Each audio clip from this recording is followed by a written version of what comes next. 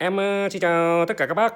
Đổ bê tông thương phẩm nó có 4 lưu ý như sau. Các bác lưu ý cho em là khi đổ bê tông thương phẩm các bác phải đến tận nơi công trình đổ bê tông thương phẩm, các bác kiểm tra cát đá cho em nhé. Điểm thứ hai là các bác phải kiểm tra xe có kẹp chì và phiếu xuất xưởng nhá. Điều thứ ba là các bác kiểm tra độ sụt của nó là 12+2 các bác ạ. Đấy, điểm thứ tư là đổ bê tông khuôn mẫu và kiểm tra cường độ của bê tông nha các bác nhá.